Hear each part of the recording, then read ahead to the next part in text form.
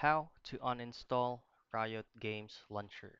Now, if you're wondering that you already uninstall Riot Games under apps and features, right here, if you already uninstall Riot Games right here, sometimes if you successfully uninstall it, sometimes it will still show here.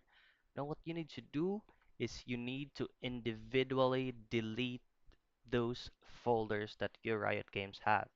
So if you still have the shortcut, you just right click on it and then click on Find File Location and then delete that folder. Other thing you can do is go ahead to your Windows icon right here and then simply type in run and then hit enter, and then you need to type in percent local app data percent and click OK. Now you can go ahead and find if your Riot Games folder is still showing up here. So as what you can see, that's it still exists. So what you need to do is just right click and then delete.